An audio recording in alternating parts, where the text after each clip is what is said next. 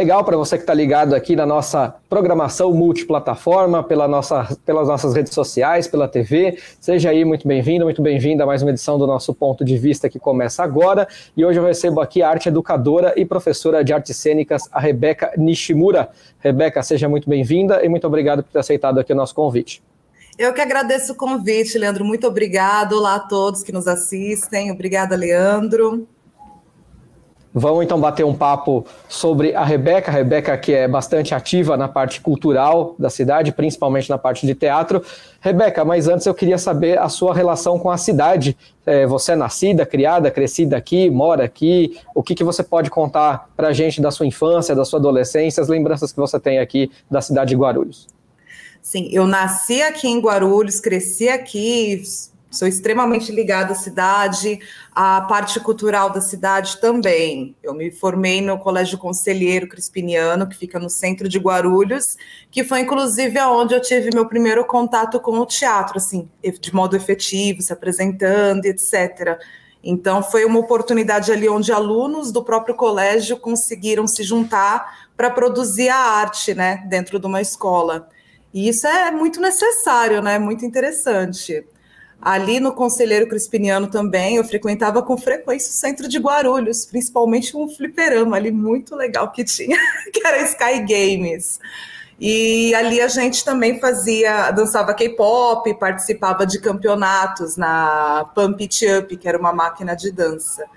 Então, toda essa minha raiz dentro da parte do fazer teatral e da cultura pop, K-pop, elas já têm ali alguma raiz na minha adolescência em Guarulhos e mais especificamente ali no centro, na região central. A máquina de dança ficava no fliperama? Ficava no fliperama, que era onde eu vivia mais que a minha própria casa. E depois as pessoas dizem que videogame não serve para nada, tá vendo? Olha só. É um início da sua formação como artista, como arte educadora, como uma pessoa que foi para a parte cultural.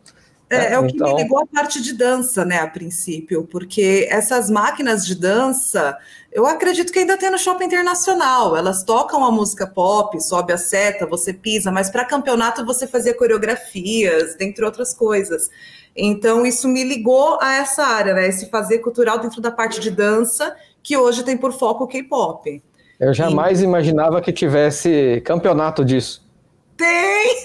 É bem legal. Quer dizer, tinha na minha época, sou da segunda geração, mas hoje nós temos os eventos de K-pop, inclusive na cidade de Guarulhos, junto com a KO Entertainment, dentre outras empresas, outras produtoras que promovem esses eventos. E o meu centro cultural, as minhas alunas, elas participam ativamente desses eventos. Sempre estão aí montando coreografias, fora os eventos que eu promovo também gratuitos. Muito bacana, você falou suas alunas, depois a gente vai falar um pouco de você como professora, mas antes eu queria que você contasse um pouco como foi o seu início de carreira, como é que você tomou gosto pelas artes, além dessa questão, evidentemente, do fliperama e da dança. Como é que foi seu início de carreira lá mesmo na infância e depois foi, acredito, se desenvolvendo aí, adolescência, juventude, enfim. Eu acredito que eu nasci para isso, eu já nasci pronta, assim, sabe, pronta no sentido de já estar nos moldes de atuar dentro disso. Eu nasci e cresci desenvolvendo histórias, contos, roteiros musicais, inclusive, com coreografias desde pequena brincando. Então, através das minhas brincadeiras que eram musicais, eu fui me desenvolvendo dentro dessa área sem saber o que era essa área. Quando eu completei, se eu não me engano, 9 ou 10 anos no colégio, ia ter uma apresentação musical com canto. E perguntaram, né, quem queria participar. Eu fui, foi no Colégio Adventista da Vila Galvão. Na época eu ainda estava na escola privada, né? E aí eu fui, ensaiei uma música e me apresentei. Eu sei que quando eu subi a primeira vez no palco e segurei aquele microfone, eu falei, nossa, eu estou aonde eu deveria estar. Eu me senti aonde eu deveria estar, eu me senti completa, eu me senti plena, a sensação que me preencheu, o sentimento foi tudo muito incrível. Ali eu entendi que eu tinha nascido para aquilo, eu entendi o que era aquilo, porque eu vivi aquilo de forma de modo a brincar, né, assim, mas eu não entendi exatamente o que era. Então ali eu compreendi, eu senti, eu vivi, eu falei, eu quero isso, eu quero muito mais disso. Passado ali um momento da minha vida, onde meus pais se separaram, eu tive que mudar de casa, dentre outras coisas, eu acabei indo para o Conselheiro Crispiniano, vi que tinha um anfiteatro com palco, mas ainda assim eu estava passando por fases, momentos, né? Andava triste. Não acredito que eu tinha depressão na época, estava só triste com as situações que eu estava vivenciando. E aí fiz amizades muito boas, muito certas, muito incríveis, com pessoas que inclusive seguem até hoje na área artística, o Rafael Gama, a Natália Macor. E eles estavam montando um grupo de teatro para fazer umas apresentações. A primeira era Fantasma da Ópera. Eles tinham feito Chicago, foi para o Fantasma da Ópera, e aí eles me chamaram para participar. Então, ali eu subi num palco efetivamente como atriz, e ali eu reafirmei a minha suspeita, né? Eu já sabia que eu tinha que estar ali, que era ali que eu me sentia completa.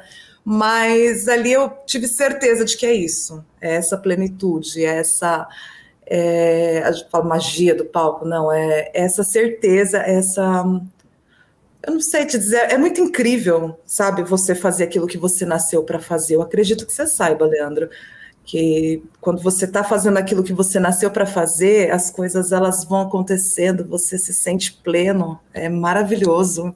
É uma vocação, sem dúvida é uma vocação.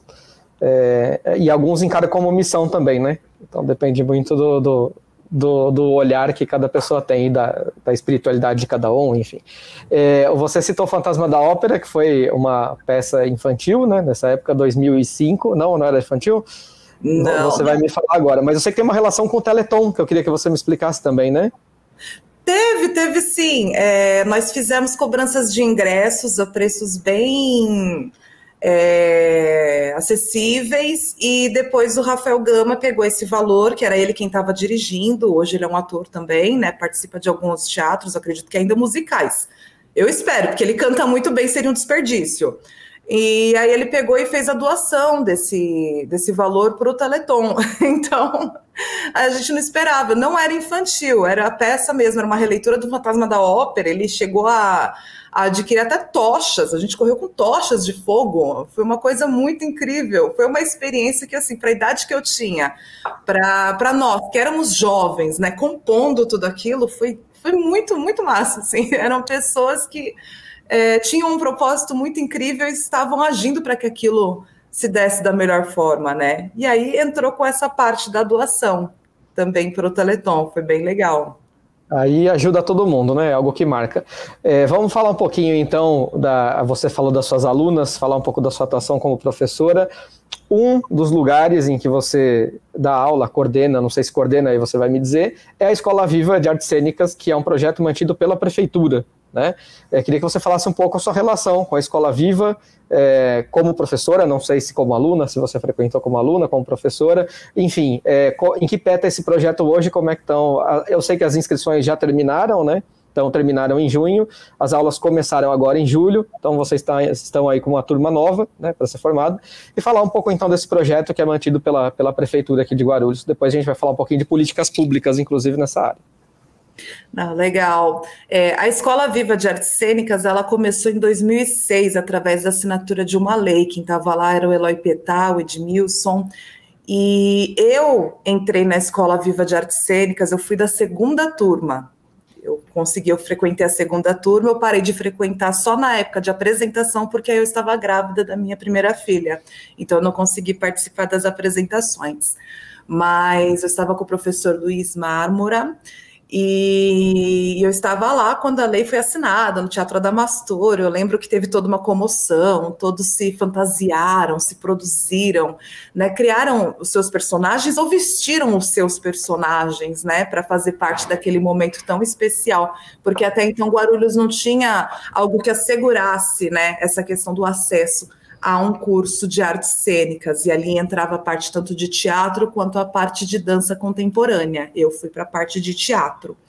Uma colega minha, que era inclusive do elenco lá do pessoal do Fantasma da Ópera, também chegou a entrar comigo nesse curso de teatro. Lá na Escola Viva de Artes Cênicas, eu comecei como estudante. Eu não imaginava que esse curso poderia vir a me profissionalizar.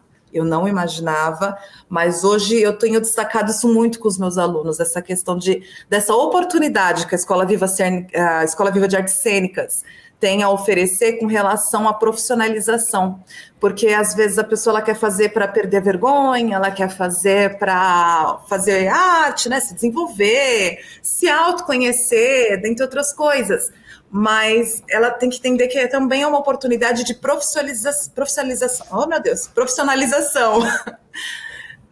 No sentido de que ela pode exercer alguma função dentro da arte com isso, seja função através da parte de iluminação, da parte de som, da questão do fazer ator, né, do fazer artista, na questão da direção, de criação de roteiro, dentre outras funções. Então, assim, hoje eu galguei um caminho e cheguei na parte da direção.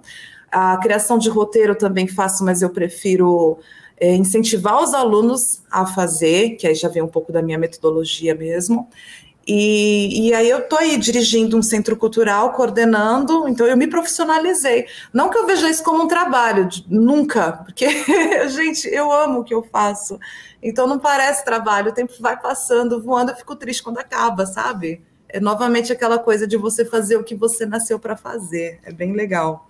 Então, na Escola Viva de Artes Cênicas, eu comecei cursando em 2006. Olha só, 17 anos. E hoje é diretora? Hoje eu sou professora.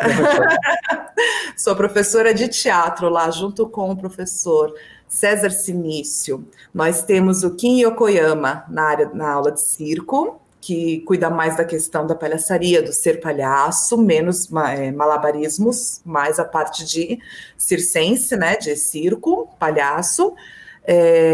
Também é uma viagem bem introspectiva que ele faz com a pessoa para encontrar, né, o eu criança e trazer à tona. É bem legal o curso dele.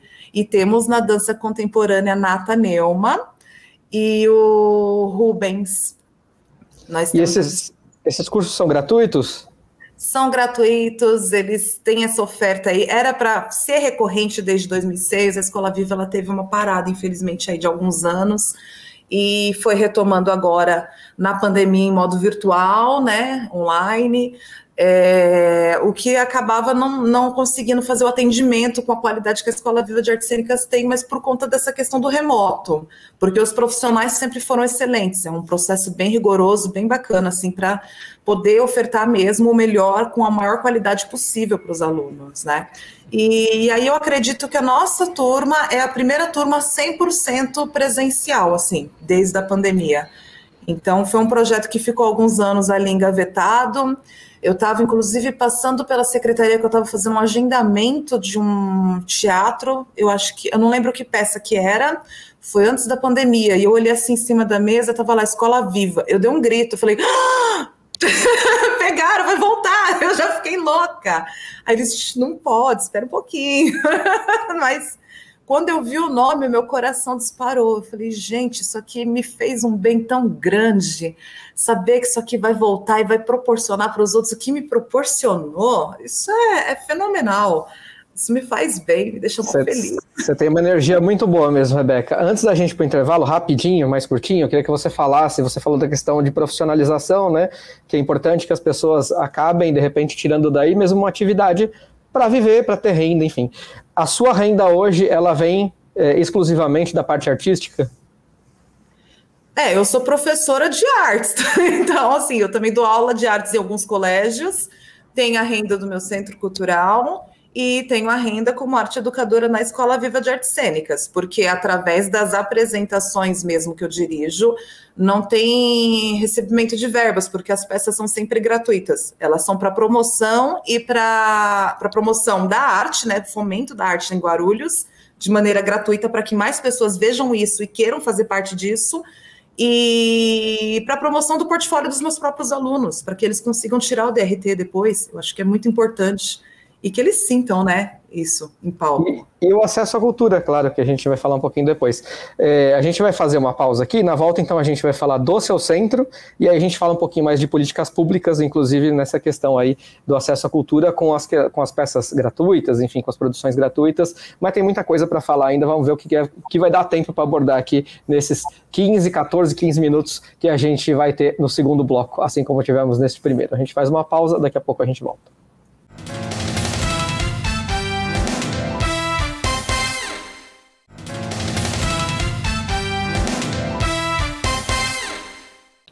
Maravilha, Ponto de Vista já está de volta. Hoje a gente conversa aqui com a arte educadora e professora de artes cênicas, a Rebeca Nishimura. Rebeca, a gente foi aí para o intervalo com o espaço para você falar aqui do seu centro. Existe um centro que leva o seu nome, né, que é o Centro Cultural aí, Rebeca Nishimura. Queria que você falasse um pouco o que ele proporciona para as pessoas, quem pode procurar, quem é que pode buscar as aulas, se inscrever, enfim. Fale um pouquinho desse centro. Tudo bem, o meu centro cultural, que a gente chama CCRN, tem o site ccrn.com.br, ele tem cursos hoje de violão, teclado, instrumentos de sopro, K-pop, que eu mencionei, e teatro. Todos os cursos têm mensalidades acessíveis, a maioria é mensalidade de R$90. São acessíveis justamente para que o máximo possível de pessoas possam participar, não tem cobrança de matrícula, sempre que tem eventos não tem essa de cobrar para eventos, de venda de ingresso, a pessoa ela faz parte, ela vai participar do evento e pronto. E aí ele oferta algumas bolsas de estudo aí para jovens com depressão, que eu tenho parceria com algumas clínicas que fazem esse repasse para que a pessoa ela tenha o devido acompanhamento e tenha esse reforço aqui através dos cursos de teatro, que eu acho que isso aí dá, eu acho não, tenho certeza, porque eu vejo que isso dá um reforço muito bacana assim para esses jovens, né? Ele dá uma nova luz, é um processo bem legal. Aí no Centro Cultural nós realizamos alguns eventos, um deles é o KFF, que é o K-Pop Fighting Festival. Fighting é o nome que nós demos para o nosso grupo de alunas do K-Pop, que formaram esse grupo. A turma de K-Pop é coordenada pela professora Manu Maia Alves, e a professora Bianca Luiz Menezes. Elas fazem a parte de coreografia e eu monto com elas os eventos. Esses eventos sempre são abertos ao público. Esses eventos também dão oportunidade e espaço para que mais jovens possam dançar e mostrar a sua arte. Então a gente está promovendo a arte tanto nesse sentido da dança, com relação ao K-pop, que algumas pessoas acham que é moda, mas como eu disse lá atrás, tô desde 2000 nessa daí, então não é moda não, gente, o negócio fica. E temos também a parte das peças teatrais. Nós iniciamos no Centro Cultural em 2018, nós fazemos um sarau, né, que é o Sarau CCRN, ele é anual, e nós fizemos como primeiro espetáculo, assim, mais chamativo, o Peter Pan e as Meninas Perdidas, que foi escrito por mim, foi uma continuação de Peter Pan. Depois de Peter Pan, nós seguimos com Recontando, que foram releituras de contos de Nelson Rodrigues também, e daí nós pulamos para o Julgamento de Capitu, onde o final era aberto, a própria plateia votava, né, em como seria esse final. E com a pandemia demos essa pausa, né? E retomamos depois agora com o espetáculo atual, que é o Vou-me Embora para Passárgada, que se encerrará dia 22 de julho. A última apresentação no Teatro Padre Bento, às 19 horas. Todos os espetáculos sempre gratuitos, sempre aberto ao público. Toda iniciativa de cenário, figurino, costura, construção, tudo sempre é feito em parceria com os alunos. Os alunos dentro das aulas, eles ajudam nessa parte de produção, na parte de produção de roteiro, para eles saberem como funciona um roteiro teatral, qual é a estrutura de um roteiro. A parte de iluminação é testada junto com eles. Os alunos sempre têm uma voz ativa para dizer, olha, eu acho que assim fica mais legal, vamos por esse caminho, vamos desse jeito. Então, é um processo de construção muito bacana, é como se fosse uma construção invertida, né? Como esse poema Vou-me Embora para Passárgada, quem criou o roteiro e trouxe a perspectiva de cada personagem foram os próprios alunos. Então, é uma construção invertida de roteiro, não é algo que eu chego pronto, entrego para eles e falo, vai ser isso. São eles que constroem, trazem para mim, e eu, como professora, medio, sou mediadora. eu não sou uma impositora. Então, o processo dessa forma se torna muito gostoso, muito prazeroso. Eles participam de todas as etapas, né? Isso é muito importante. Antes da gente falar um pouco da peça, que eu acho legal para a gente falar da temática da peça, que é uma temática bastante importante, passar um pouco pela questão das políticas públicas. Como é que você vê as políticas públicas voltadas para a cultura hoje na cidade de Guarulhos, dos artistas locais? Me revolta tanto que em 2018 eu fui fazer a minha, sabe? São muito fracas, muito ausentes, é um processo muito difícil, parece que a gente tem que implorar para se receber uma coisa que já está lá, é nossa, a gente paga impostos por isso, né?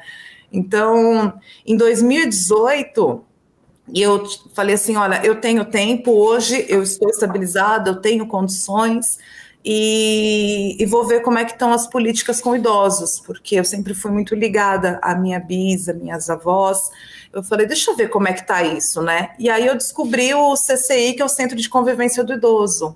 E ali eu percebi que tem as suas atividades, né? Mas a grande parte das atividades mais diversificadas vem do pessoal do voluntariado. Então ali eu comecei a atuar como voluntária. E aí que eu fui realmente vendo como funcionam as políticas para idosos, assim, eu fui vendo que é uma coisa muito limitada, que eles trazem uma visão muito de que idoso precisa da atividade porque é terapêutico, sabe? Nesse sentido, essa visão, ela apaga o fazer artístico desses idosos, porque se é só pela terapia, eles fazem uma coisa artesanal e acabou, mas não é, gente, é pelo fazer artístico, é porque é isso que diferencia o homem dos outros animais, né? É essa questão da cultura, da arte, enfim, dessas escolhas que a gente pode fazer. E ali eu comecei a fazer teatro com eles, como voluntária, fizemos algumas apresentações, e em algumas nós arrecadamos prendas para a festa junina, que aconteceu inclusive no CCI, e por aí foi acontecendo, e aí eu fui trabalhando cada vez mais em cima disso. Aí eu comecei, antes da pandemia, a fazer esse trabalho no ambulatório do idoso, lá com o grupo Viva a Vida, também voluntário, e ali com as meninas nós fizemos a apresentação da peça Quando a Velhice Chegar, no ano passado, e estamos trabalhando hoje numa outra peça, que é a peça A Cartomante, baseada no livro de... Nossa, me deu um branco agora. De Machado de Assis, pronto, baseado num livro de Machado de Assis. E aí eu comentei com elas que hoje eu estaria com vocês, e elas me trouxeram algumas falas, que foi a Rose falou assim, acho importante dizer o quanto as aulas de teatro ajudam na terceira idade, não só por questão de memória, mas por conta da autoestima e do convívio com as amigas. Você sai da rotina de casa. Outra também falou assim, que mantém o corpo e a mente ativa do idoso, né? Então, essa questão da ação, da quebra de rotina e do se descobrir, né? Porque tem esse senso psicológico aí. Toda essa experiência que eu tenho com essas idosas, ela me levou a trabalhar no meu projeto de mestrado, que é justamente sobre o resgate das memórias e das histórias dos idosos de hoje, que eu considero historiadores do passado, né? E é o resgate dessas memórias desses idosos que se descobriram artistas depois dos 60, onde eu retrato a história de 5 idosos artistas que se descobriram artistas depois dos 60 anos. Super bacana, é bem gostoso ouvir você falar, né? Você fala realmente com muita paixão, uma energia muito, muito bacana, muito gostosa, e desejo muito sucesso aí nessa questão com os idosos. E é muito bacana, não deixa de ser terapêutico, mas evidentemente também é bastante artístico. A gente teve aqui algumas audiências públicas para falar sobre a Lei Paulo Gustavo e depois a Aldir Blanc 2, né, porque vão vir recursos para a cidade de Guarulhos. Você está participando disso? Você fez algum tipo de inscrição de projeto para também captar alguma coisa ou não? Não fiz, mas é por questão de tempo mesmo. Mas nós estamos incentivando e compartilhando com todos os nossos colegas artistas.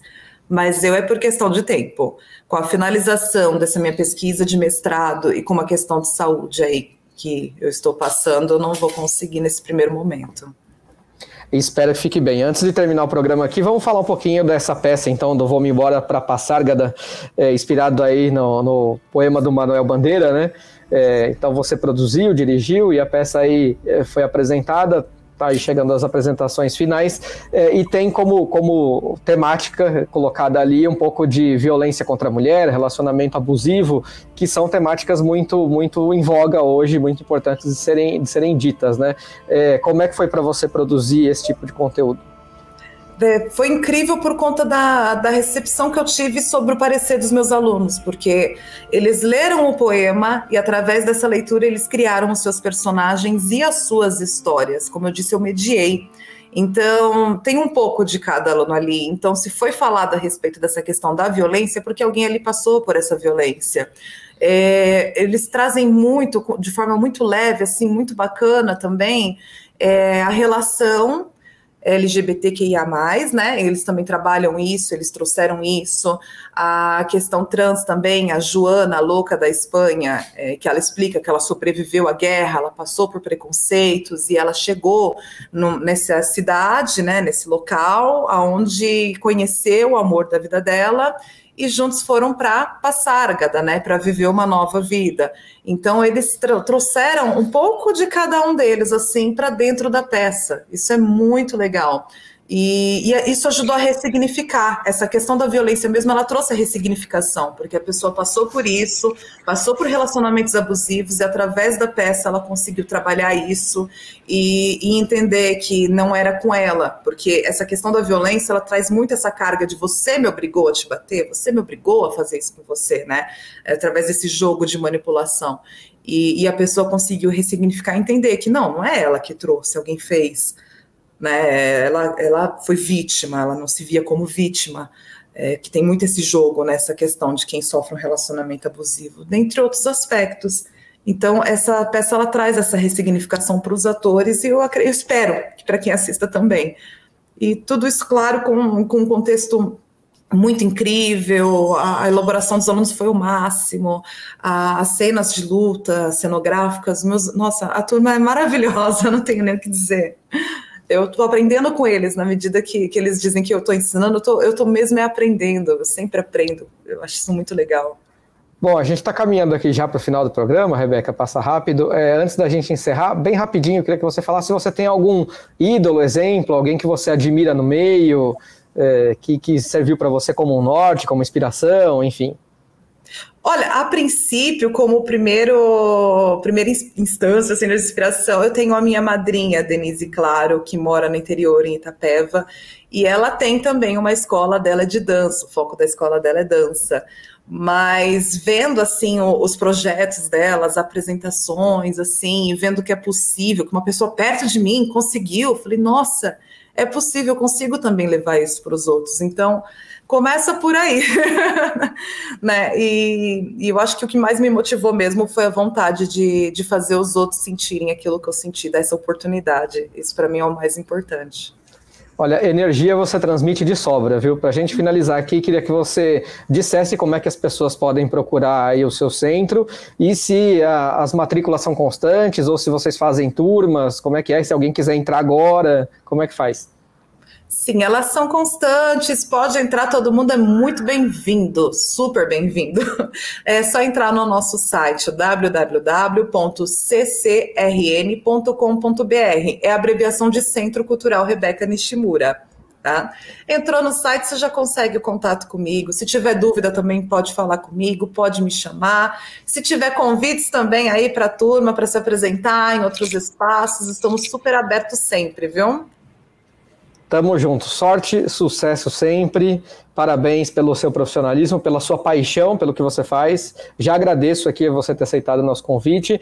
Pode ficar à vontade para fazer a sua consideração final, se quiser falar algo ou responder algo que eu hipoteticamente não perguntei, mas agradeço muito pela sua disponibilidade. Obrigado, Rebeca. Imagina, eu quero só agradecer a oportunidade também. É muito bom saber que as pessoas estão, assim como vocês, né? Você, o pessoal do Panorama, dentre outros espaços, estão ajudando a gente a fomentar essa cultura, a divulgar tudo isso, né? Todos esses projetos, porque para mim o principal aqui é o fato de estar divulgando aquilo que os meus alunos estão fazendo. porque eu quero deixar claro que esse fazer parte deles, né? Eu estou ali só, novamente, mediando. Eu quero que as pessoas tenham essa oportunidade mesmo de transmitir aquilo que elas têm dentro dela. Eu espero que se multiplique tudo isso e que as pessoas consigam alcançar muitas outras. Então, obrigada mesmo pelo convite e por essa sua postura, né? Dentro dessa disseminação, desse fomento à cultura aí e a vozes que nem sempre são ouvidas. Obrigada mesmo, viu? Divido os elogios com toda a equipe da TV Câmara, porque aqui nós somos uma equipe, né? Todos trabalhamos em equipe na televisão, assim como aí no teatro, e nas artes cênicas, aqui nós também trabalhamos em equipe, e a produção, na verdade, ela é muito ágil e eficaz em encontrar perfis aqui da cidade que possam transmitir e passar alguma coisa bacana de conteúdo para a gente, e tive a sorte de poder ser eu o entrevistador aqui, de receber você.